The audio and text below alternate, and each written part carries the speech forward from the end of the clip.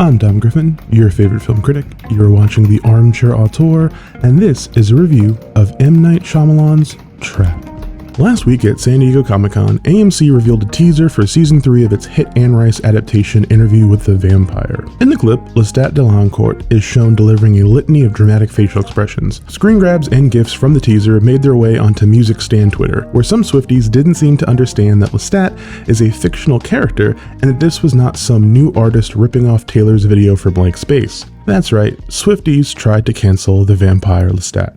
So when M. Night Shyamalan's new film Trap was elevator pitched as Silence of the Lambs if it happened at a Taylor Swift concert, a big part of me assumed, or hoped, the film might be a thrilling exploration of the toxicity and absurdity of pop music fandom. After all, we've seen the true depths of the human soul housed in some of modern society's most dangerous armed forces, the BTS army, the Swifties, the Barbs, the list goes on. But perhaps fearing for his own life, as I am, having typed those past few sentences out and spoken them aloud into a Rode microphone, Mr. Shyamalan chose to go in a different direction. While the film does have its share of humorous asides on the obsessive nature of pop fandom and the fascinating ways in which that devotion can be potentially weaponized, this is a film primarily focused on the psychology of its protagonist, a sociopath who must choose between his murderous impulses and his family. As all the Trap memes have so brilliantly captured over the weekend, the film's premise is pretty airtight. There is a serial killer called the Butcher, and the FBI is staging a sting operation at a stop of a pop star's arena tour. Cooper, played by Josh Hartnett, is the Butcher, and he's taken his daughter to see her favorite artist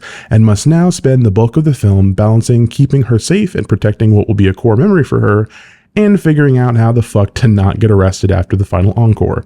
While there are some cursory allusions to Jonathan Demme's work with Silence of the Lambs, putting the viewer into Cooper's POV and allowing the ever-shifting layers of Hartnett's performance to unravel in medium close-ups, the bulk of the film's visual inspiration seemed to come from Alfred Hitchcock, namely Psycho, The Man Who Knew Too Much, Shadow of a Doubt, and Suspicion. There's also some De Palma energy here, primarily from Snake Eyes, but also, I suppose, every other De Palma movie that itself is channeling Hitchcock. The film's main boons are the undeniable thrill of watching Cooper's cartoonish machinations and navigating the trap he's found himself in, and Hartnett's central performance. In The Butcher, he's found an iconic role I imagine plenty of people, myself included, would watch him extrapolate into any number of sequels and spin-offs. It's brilliant casting on Shyamalan's part, taking a former teen heartthrob and transforming him into a hilarious and haunting girl dad. But Trap's third act is a pretty divisive proposition for most folks.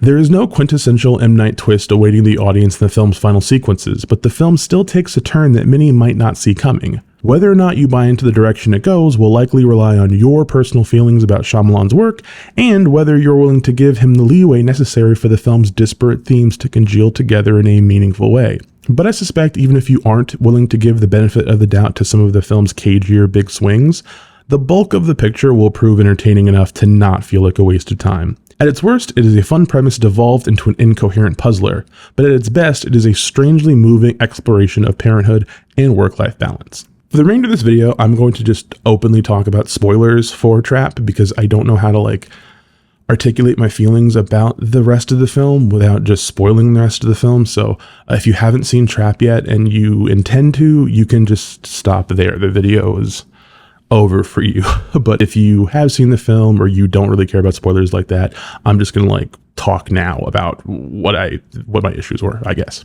So my thing with Trap is that going in, I did sort of somewhat assume there might be a traditional M. Night twist to the movie.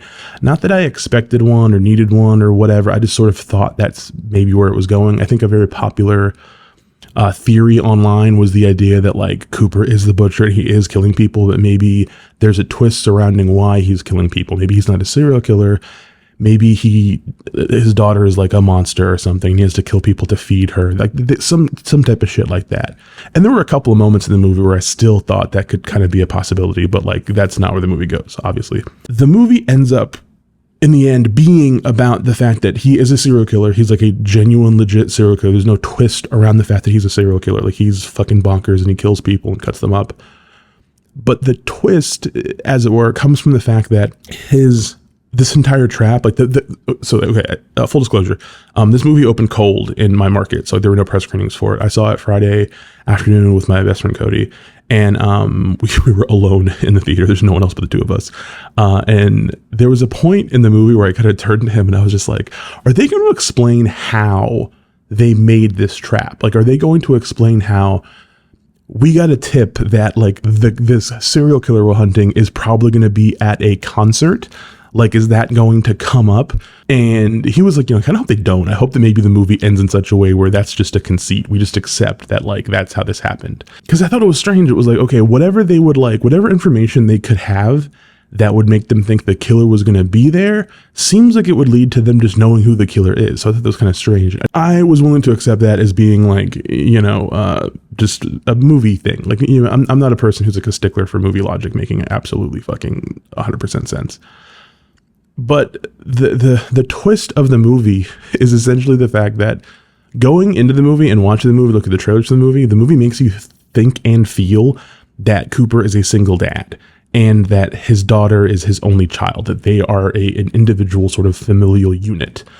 And the big twist of the movie is that he is not a single dad. He also is married. He's married to Allison Pill, who is the mother of his daughter, and he also has a son, so they're like a whole family. And there is a chunk near the end of the movie where, in order to get out of the trap at the arena of the show, Lady Raven, the singer who his daughter is there to see, who is played by M. Night Shyamalan's daughter Saleka, who has like produced like an album's worth of music to be in this movie, like her character, her whole thing. She's a real singer in real life, and she just made all the. It's kind of crazy, but it's kind of cool.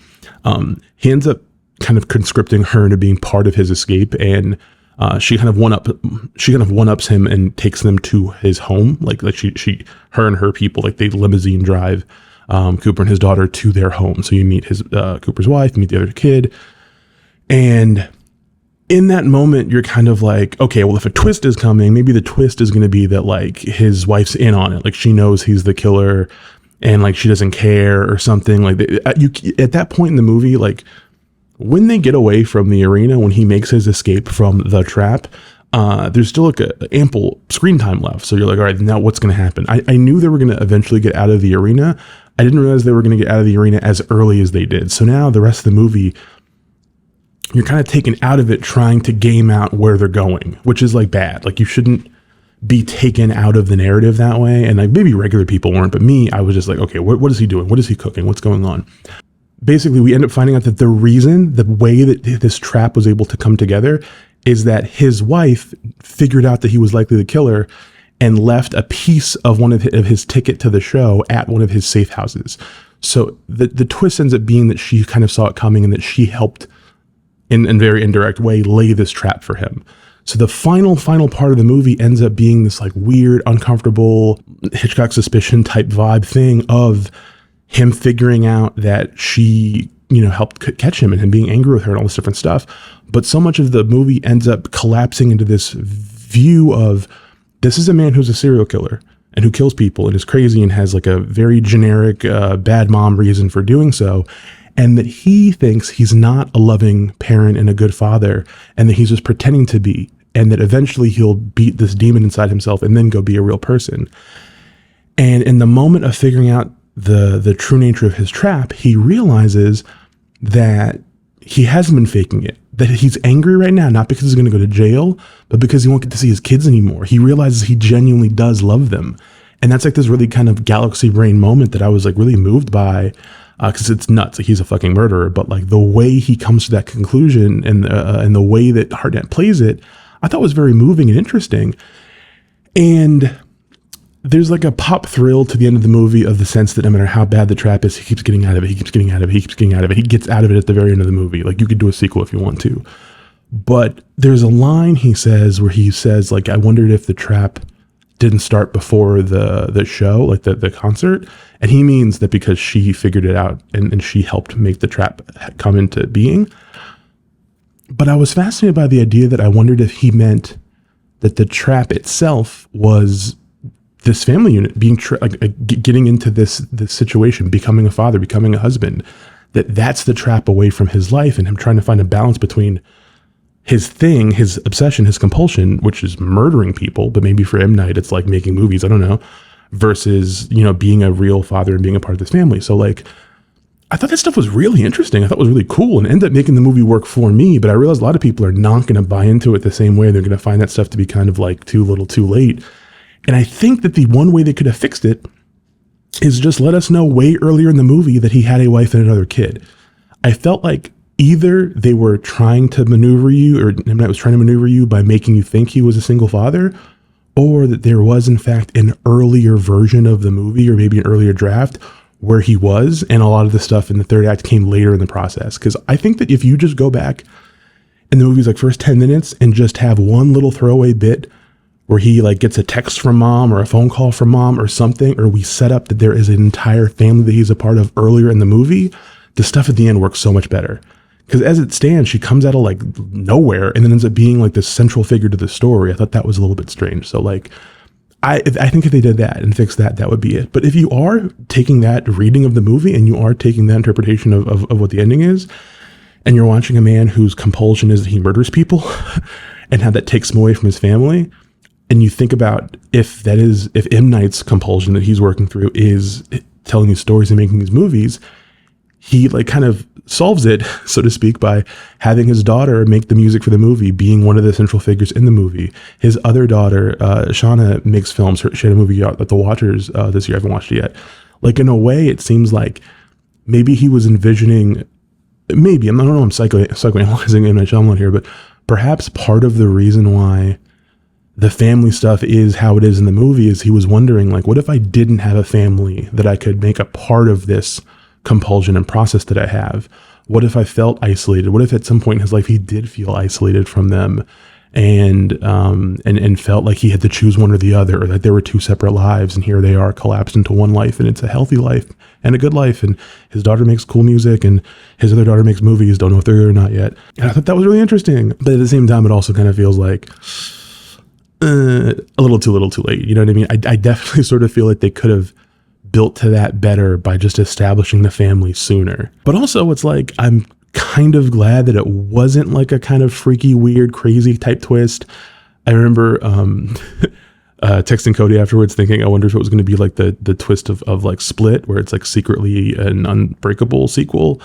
I was imagining like a post credits for this where like Haley Joel Osment shows up and he's grown up now, and he's like talking to one of the butcher's victims, like, cause he talks to dead people, and he's going to have to actually catch him in the sequel. You know what I mean? Like, kind of ridiculous. Actually, would probably fucking watch that cause I'm a Mark, but I'm glad that it didn't go in that direction. I'm kind of glad that it was its own weird self-contained thing, but I thought it was so fun. I thought actually just watching Josh Hartnett do all sorts of crazy hitman type shit to get out of these scenarios and stuff was entertaining.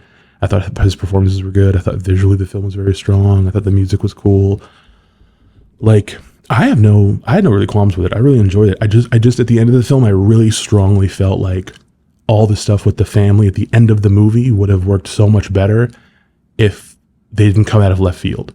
And I also partially had kind of wished that we did get more of the stuff with Lady Raven being involved in the plot, because the part of her like weaponizing her IG live to get her fans to find out where the butcher has a victim hidden and stuff, I thought that was kind of exciting.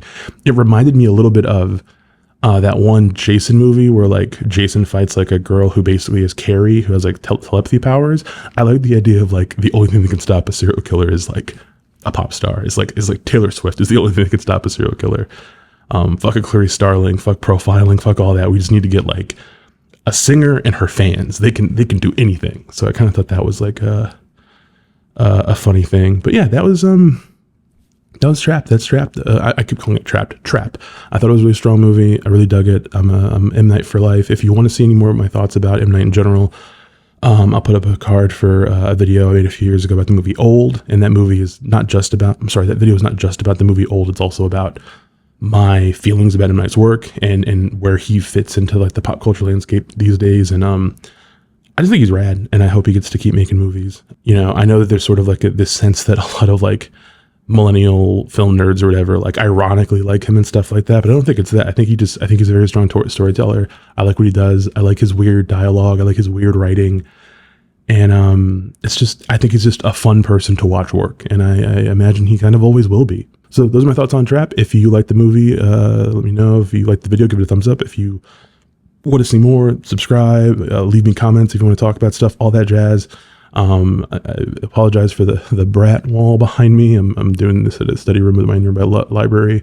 But yeah, I'll be back with another video relatively soon once other stuff starts to kind of balance out and normalize. But thank you guys for watching. Hope everyone's doing well, staying safe, and being good to yourselves and each other. I'll be back. Bye.